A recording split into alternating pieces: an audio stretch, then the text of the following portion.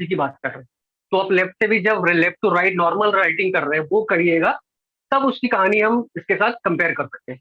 अगर आप right to left लिख रहे हैं तो ये पैटर्न आप चेंज कर रहे हो पहले, ठीक है ना, उसका अलग है वो। फिर जब आप कोर्स करोगे तो उसमें मैं बताऊंगा क्या क्या उसका क्या क्या मीनिंग होता है। लेकिन पैटर्न आर वेरी डिफरेंट। जब हम पैटर्न की स्टडी करते हैं ना, तो कहीं से भी आता है वो पैटर्न, आप ज्यादा छुपा नहीं सकते, ठीक है ना। वो आएगा ही आएगा। जो पैटर्न मतलब जो सिम्टम्स है वो राइट से भी आएगा, लेफ्ट से भी आएगा, अगर आप लेफ्ट से भी रेगुलर लिखते हैं तो, अगर वो प्रॉपर सेरिब्रल कॉर्टेक्स से कनेक्टेड है, ठीक है।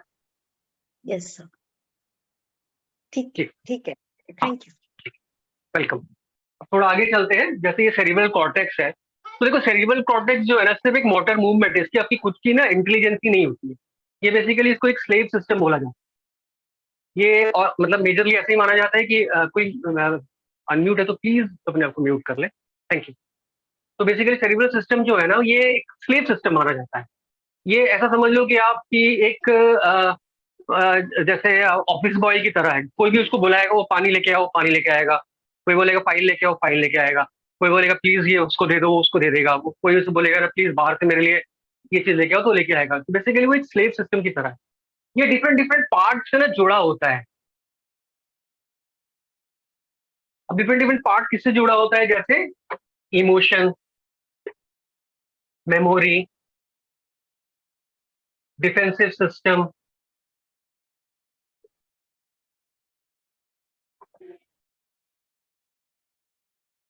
लैंग्वेज,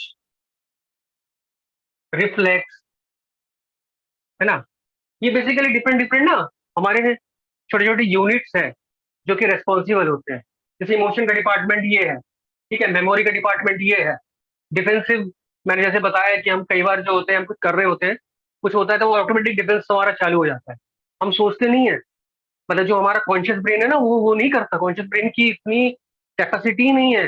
कॉन्शियस ब्रेन तो एक तरह से सोने वाला ब्रेन है, ठीक है। ये बेसिकली अनकॉन्शियस जीप जो है ना हमारा सिस्टम, वो वहां से चलता है।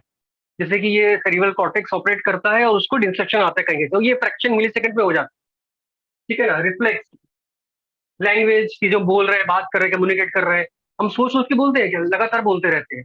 वो हमारा सिस्टम हमारे अंदर चल रहा होता है, लगातार हम बोल रहे होते, सुन रहे होते, कम्युनिकेट कर रहे होते। डेफिनेटली जिसमें हमको महारत है, जहाँ हम सीख रहे होते फिर वहां पे अटकते हैं। क्यों? क्योंकि वहां पर अभी हमारा जो मेमोरी सिस्टम मतलब जो और यहाँ 100 पर रुपये वो ऑपरेटिंग। और 900 हाँ, ग्राम दाल। नवल जी आप प्लीज थोड़ा सा, नवल जी, नवल, हाँ थैंक यू। ठीक है, तो बेसिकली जो हमारा ये सिस्टम है, जैसे मान लीजिए कोई नया सिस्टम, नया लैंग्वेज हम सीख रहे हैं, कोई नया आर्ट सीख रहे हैं, कोई नया कुछ डिजाइन सीख रहे हैं, तो जब तक उसकी यूनिट हमारे ब्रेन में डेवलप नहीं होती और वो प्रॉपरली कॉर्टेक्स के साथ कम्युनिकेट उसका वो नहीं होता ना, तब तक हम उसमें कंफर्टेबल नहीं होते। इसलिए हम कोई नई चीज कभी होता है ना, हम घबराते करने। क्यों? क्योंकि हमारा जो सबकॉन्शियस माइंड में वो प्रॉपरली आया नहीं है, कॉर्टेक्स के साथ उसका प्रॉपर जो है ना चैनलाइज कम्युनिकेशन नहीं बना। जैसे ही वो बनेगा, वो धीरे धीरे हम उसमें भी एक्सपर्ट हो जाएंगे। जैसे कोई भी चीज सीखते हैं, प्रैक्टिस करते हैं, क्यों कहते हैं practice makes man perfect, practice makes man क्यों बोलते हैं? तो पीछे का मीनिंग ये है कि ये आपके ब्रेन में जाके प्रॉपर रजिस्टर हो, ठीक है। अब जैसे कि प्लेजर आया कुछ भी हमको, तो प्लेजर जो इमोशन है ना वो इंडिकेशन देता है। तो वो हमारा जो मोटर जो है, मोटर जो सेरिब्रल कॉर्टेक्स जो है, वो प्लेजर के चेहरे पे हमको फाइन मूवमेंट दे देगा। डिप्रेशन आया तो उसका दे देगा। तो इस तरह का जो कंटिन्यूस चीजें है ना, बेसिकली सेरिब्रल कॉर्टेक्स जो है वो हमारे हर मूवमेंट में देता है।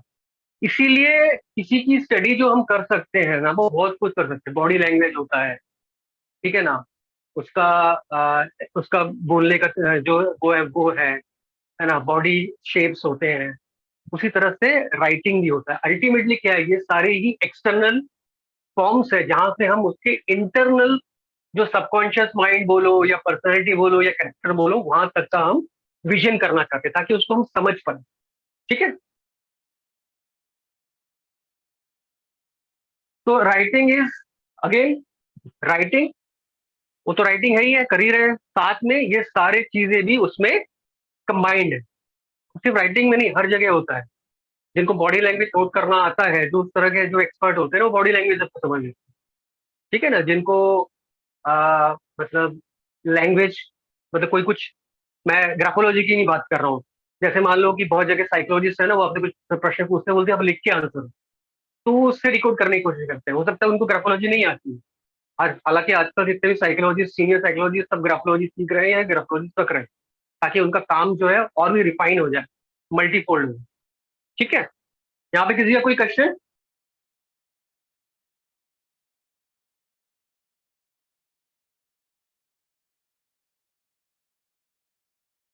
किसी का कोई क्वेश्चन? No sir. सर ये जो कोर्स करेंगे उसमें नेम करेक्शन भी आएगा, signature name? Name correction? Name correction तो न्यूमरोलॉजी का है ना, हाँ सर। हम तो ग्राफोलॉजी करेंगे ना, हम तो ग्राफोलॉजी करेंगे ना। तो उसमें लेकिन सिग्नेचर सिग्नेचर, कवर करोगे सर? हाँ सिग्नेचर का बताऊंगा, सिग्नेचर का बहुत एडवांस बताऊंगा, क्या क्या माइन्यूट चीजें गलतियां हो रही है, कहाँ पर से कैसे होती है, ठीक है ना, वो बताऊंगा। ठीक है, हम इसको मंडे से ही लॉन्च करेंगे, ठीक है। नवीन जी अभी कुछ देर में शायद अनाउंसमेंट करेंगे। तो यही कारण होता है कि जैसे जैसे हम बड़े होते हैं, हमारी खुद की ना कैरेक्टर, पर्सनैलिटी, हमारा फॉर्म होता है, ड्यू टू, हो सकता है एनवायरनमेंट हो, ड्यू टू हेरिडिटी हो।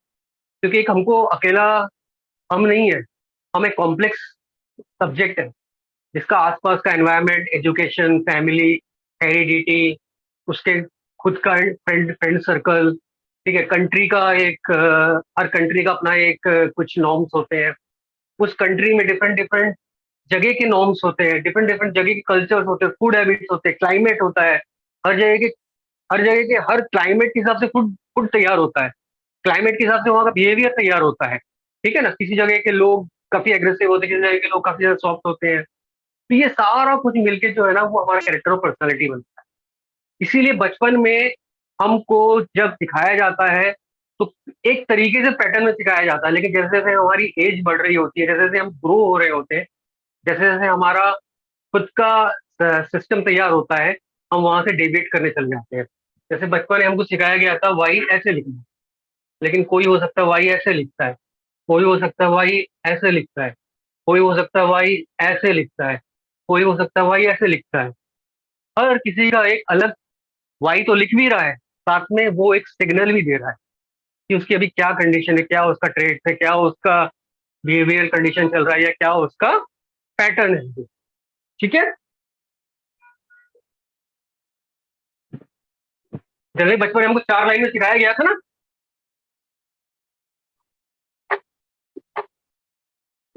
4 लाइन में सिखाया गया था कि ऐसे लिखो, करेक्ट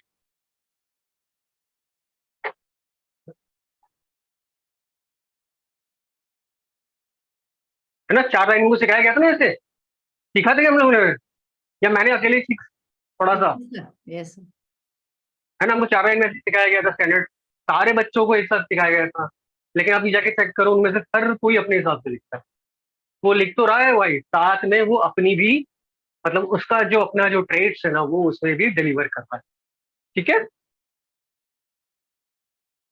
अब कभी किसी को पूछा जाए ना कि ये आपने चेंज कब किया, तो उसको खुद भी नहीं पता होता है। तो कारण यही होता है कि जो हमारा पूरा कॉम्प्लेक्स ब्रेन सिस्टम है ना, धीरे धीरे धीरे धीरे वो उस तरफ लेके चला जाता है।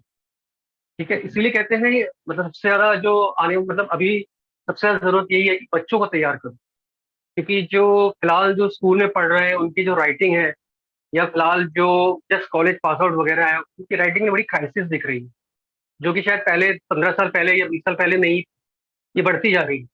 तो आने वाले टाइम में और ना हो, इसलिए ये बहुत ज्यादा कोशिश किया जा रहा है, बहुत ज्यादा कोशिश करना पड़ेगा, क्योंकि हम सब जो है ना, आने वाले टाइम में साइकोलॉजिकल पेशेंट की तरफ बढ़ रहे हैं, साइकोलॉजिकल डिस्टर्बेंस की तरफ बढ़ते जा रहे हैं। हमारे पहले दादाजी के समय या तो उसके पहले ना, जॉइंट फैमिली, बड़ी बड़ी फैमिली होती थी, धीरे धीरे सब आइसोलेट होते जा रहे हैं, तो कहीं ना कहीं बहुत ज्यादा क्राइसिस क्रिएट हुआ है ना। अब तो न्यूक्लियर फैमिली भी बच नहीं पा रही है, वो भी कहीं ना कहीं आगे, मतलब टूट नहीं भी रही है। तो चलो, फादर जॉब कर रहे हैं तो मदर भी जॉब कर रहे हैं, टाइम नहीं है, फास्ट लाइफ हो गई है, सबके अपने एम्बिशन है ना, सबका अपना डिस्ट्रैक्शन है। उसके बाद इतना ज्यादा इलेक्ट्रॉनिक चीजें, इतना ज्यादा मतलब इतना ज्यादा पेनिट्रेशन कर गया हर चीज, इंफॉर्मेशन से लेके हर चीज, कि हम सब में क्राइसिस में आ चुके हैं, द क्राइसिस कोलैप्सिंग टाइप की दिख रही है। तो वही है कि सोल्यूशंस क्या क्या है। तो one of the finest solution जो इसको माना जा रहा है फिलहाल, हाँ ये करवाना पड़ेगा और करना पड़ेगा, ठीक है। So Amog here. हाँ बोलिए बोलिए। So this would be only applicable to the English language or the vernacular medium also, जैसे मराठी हो गया, देवनागरी। नहीं देखो, हम तो पैटर्न भी करेंगे, तो pattern is irrespective of anything, but फिलहाल जो सबसे, क्योंकि ग्राफोलॉजी बना यूरोप में है, बाद में इसमें काफी चीजें ऐड हुई है, तो मेजरली यूरोप में ही सबसे पहले डेवलप हुआ था। तो सबसे पहले जो बेसिक जो सारे कंसेप्ट है ना, बहुत सारी चीजें हैं, जब आप पढ़ोगे मैं बताऊंगा, किसी और हमारे लैंग्वेजेस में है नहीं, वो हमको इंग्लिश वाले से ही पता चल सकता है। इसलिए मैं जनरली जब भी करता हूँ सबसे पहले उसको इंग्लिश सीखने बोलता हूँ। वो कहता है कि मैं ग्रामर नहीं, मतलब कोई दिक्कत नहीं है, आप अपने बारे में कुछ भी लिखो, बट लिखो, क्योंकि वो वहां पर वो कहानी बताएगा, जो कहानी जो है वो दूसरे लैंग्वेज से इजीली पता नहीं चलता, ठीक है ना।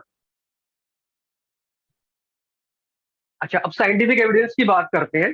तो बेसिकली साइंटिफिक एविडेंस, साइंटिफिक किसी को कब कब बोला जाता है, किसी भी चीज को साइंटिफिक सब्जेक्ट तभी बोला जाता है जब उसमें एक कंसिस्टेंसी हो, ठीक है ना, जब उसमें एक एंडोरेंस हो, जब उसमें रिपीटेड हो। जैसे आपको अगर पता है 2 पाई आर, 2 पाई आर पता है क्या है? सर्कल का जो वो होता है ना, उसको 2 पाई आर कहते हैं। ये कैसे बना था? सर्कल का जो मतलब जो पेरीफेरी होता है ना, जो क्योंकि 2 पाई आर पता नहीं था, तो बेसिकली क्या किया था कि बहुत सारे सर्कल के पेरीफेरी जो है वो नापे गए, तो उसमें ना कुछ कॉमन सिमिलरिटी बार बार दिख रही थी। जब वो देखा गया कि क्या है, देखा गया एक 2 निकल रहा है, एक आर, आर का मतलब ये रेडियस होता है, और एक पाई है, पाई जो है वो 22/7 को बोला जाता है, ठीक है ना। ये 3 पॉइंट समथिंग 14 करके होता है, ये हमने सबने पढ़ा था, फिजिक्स में हमने पढ़ा ही था, ठीक है। तो बेसिकली ये जो पाई है ना, ये कंसिस्टेंट था, बार बार उन्होंने करके देखा, बहुत सारे सर्कल करके देखा, ये पाइथागोरस में हुआ था। तो बेसिकली वो जब निकला, तो वहां से फिर जब उन्होंने देखा कि रिपीटेड हो रहा है हर जगह, तो फिर पता चला कि नहीं, ये एविडेंस, मतलब एक बेसिकली कंक्लूजन में पहुंच सकते हैं। कोई चीज बार बार हो रही है, तो आपने उसको नोट किया, और जहां पे आगे उसको अप्लाई किया, और वहां भी अगर वो उतना ही परफेक्टली रिपीटेडली उसकी सक्सेस है, तो धीरे धीरे बाद में उसको साइंटिफिक एविडेंस या साइंटिफिक सब्जेक्ट मान लिया जाता है। जैसे मेडिसिन होता है, तो मेडिसिन के लिए भी ऐसे ही होता है कि पहले हम उसको टेस्ट करते हैं लैब में, फिर कभी कभी एनिमल्स में, आजकल एनिमल्स में तो खैर बंद कर दिया गया है, फिर धीरे धीरे उनको जेनेटिक्स में भी लैब में किया जाता है, फिर धीरे धीरे लोगों पे अप्लाई किया जाता है, कुछ सैंपल्स लोगों पे अप्लाई किया जाता है, फिर जब वो देखते हैं कि हाँ परफेक्टली काम कर रहा है, तब उसको एज ए मेडिसिन पेटेंट मिलता है और एक्सेप्ट किया जाता है, उसको मास स्केल में फिर प्रोडक्शन और एक्सेप्टेंस मिलता है, ठीक है। तो ग्राफोलॉजी बोलो या ग्राफो एनालिसिस बोलो, इसमें भी सिमिलरली अगर कुछ हम लिख रहे हैं, जैसे मान लो वाई ऐसे हम लिख रहे हैं, तो अगर वो मेल लिख रहा है या फीमेल लिख रहा है, ए लिख रहा है, बी लिख रहा है, सी लिख रहा है, डी लिख रहा है, इंडियन लिख रहा है, अमेरिकन लिख रहा है, या रशियन लिख रहा है, इसका इंटरप्रिटेशन हर वक्त सेम, सिमिलर और परफेक्ट और कांस्टेंट और कंसिस्टेंट होना चाहिए। यही चीज जब अचीव हुई, तो उसके बाद ही धीरे धीरे ग्राफोलॉजी को ना साइंटिफिक एविडेंस, साइंटिफिक टूल की तरह एक्सेप्ट किया गया और यूज किया जाने लगा, ठीक है। तो ये इररेस्पेक्टिव, जैसे कि ग्रेविटेशनल फोर्स है, ग्रेविटेशनल फोर्स न्यूटन ने देखा था, नीचे गिर रहा है, एप्पल गिर रहा है, और फलाना ठिकाना जो सोचा था ग्रेविटेशन में, अब कुछ भी कहीं भी गिरेगा, चाहे वो अब जो न्यूटन था वो ब्रिटेन का था, अगर अगर वो एप्पल अगर अमेरिका में गिरेगा तो भी ग्रेविटेशनल फोर्स होगा, चाइना में गिरेगा तो भी ग्रेविटेशनल फोर्स होगा, इंडिया में गिरेगा तो भी वो ग्रेविटेशनल फोर्स ही होगा। कहीं पर भी वो कोई और एटमॉस्फेरिक फोर्स या फिर कोई मतलब कोई और फोर्स नहीं बन सकता, वो ग्रेविटेशनल फोर्स ही होगा। तो जब कोई चीज कंसिस्टेंट हो जाता है, तो फिर उसको as a standard scientific evidence लिए मान लिया जाता है, ठीक है। अब ग्राफो साइंस की जो हम बात कर रहे हैं ना, वो कोई एक जगह प्रॉपरली नहीं बना, डिफरेंट डिफरेंट जगह डिफरेंट टाइम में बहुत सारे लोगों ने ग्राफोलॉजी का, मतलब देखो graphology means again the study of graph, अलग अलग लोगों ने इसका ऑलवेज यूज किया है। जो शिवाजी के जो गुरु थे, गुरु मेरे ख्याल से समर्थ जी थे, उनको भी कुछ कुछ पैटर्न का आता था, ऐसा एविडेंस है लिखा हुआ, कुछ कुछ पैटर्न्स उन्होंने शिवाजी के वो करवाए, चेंज कराए थे। गुरु समर्थ जी थे, कौन थे, आप थोड़ा सा देख लीजिएगा, ये मतलब है, ठीक है ना। प्लाटो जो है, जो बेसिकली सुकरात और ये एलेक्जेंडर के जो कहते हैं वो है, प्लाटो ने पर्टिकुलर कुछ कुछ सिंबल्स जो है, पर्टिकुलर ट्रेट्स है, वो आइडेंटिफाई किए थे। वो आइडेंटिफाई मतलब उसने बताया था कि अगर ये तरह के इस तरह के ट्रेट्स मिल रहे हैं तो इन लोगों ये लोगों में चीटिंग क्वालिटी ज्यादा होती है, तो उन जैसे लोगों को कहीं भी आर्मी के ऊपर वाले उसमें नहीं रखना, भले नीचे रखो चलेगा, ऊपर में नहीं रखना, क्योंकि ऊपर में अगर डिस्टर्बेंस हो गया तो पूरा आर्मी खत्म, ठीक है ना। तो ऐसे बहुत सारे लोगों ने डिफरेंट डिफरेंट जगह पे इसका यूज किया, स्टडी किया, ठीक है। तो ये psychiatrist, neurophysician, scientist, even artist, इनका भी योगदान है इस पूरे साइंस का। धीरे धीरे बचपन से अपने मैच्योरिटी, अभी भी मैच्योरिटी नहीं, अभी भी हर साल कुछ ना कुछ नया नया इसमें ऐड हो रहा है। अब तो फॉरेंसिक साइंस, हेल्थ, बहुत मतलब बहुत एडवांस, बहुत माइन्यूट माइन्यूट चीजें इससे पता चलने लगी है और इससे डिटेक्ट कर रहे हैं। तो इस तरह से धीरे धीरे ये डेवलप हुई। तो अलग अलग जगह, अलग अलग पार्ट में अलग अलग लोगों ने इसका यूज किया अलग अलग टाइम में, ठीक है। न्यूटन इसका यूज कर चुके हैं, आइंस्टाइन को आइडिया था, फ्रॉइड जो फादर ऑफ साइकोलॉजी बोला जाता है उसको इसका आइडिया था। मिस्टर ये जो है मिस्टर एल्फ्रेड जो था, जिसने आईक्यू टेस्ट बनाया था, उसने भी इसका यूज किया था। शेक्सपियर इसका यूज करता था। हमारे जो गुरुदेव रवींद्रनाथ टैगोर थे ना, वो आर्टिस्ट थे, साथ में बहुत अच्छे पेंटर और बहुत अच्छे साइको, मतलब वो साइको एनालिस्ट भी थे। तो उनके भी कई जगह उनके नोट्स में से पाए जाते हैं। उन्होंने देखा था कि कोई अगर ऐसी ऐसी चीजें करता है तो उसका मतलब वो ये तरह का मैसेज देना चाहता है या उसका इस तरह का स्टेज है। तो इस तरह से डिफरेंट डिफरेंट जगह, डिफरेंट डिफरेंट स्टेज में, डिफरेंट डिफरेंट प्रोसेस में चला है, ठीक है। किसी का कोई क्वेश्चन यहाँ पर?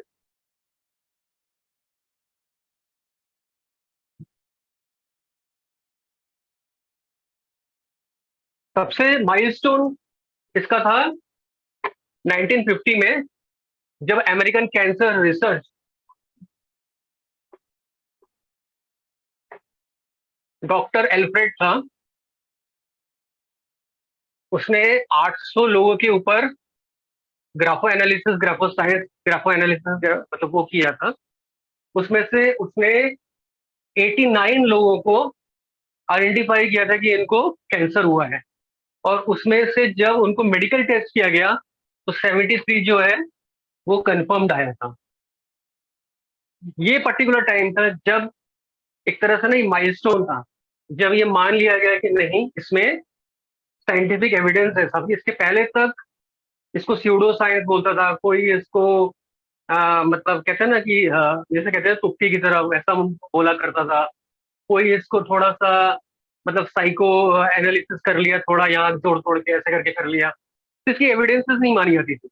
आफ्टर ये जब इवेंट हुआ, ये जब इंसिडेंट हुआ, इसके बाद जो है इसको मान लिया गया कि हाँ ये साइंटिफिक, इसमें साइंटिफिक टूल है, ये इसमें साइंटिफिक एविडेंस है, इसमें साइंटिफिक बैरियर क्रॉस करने की इसमें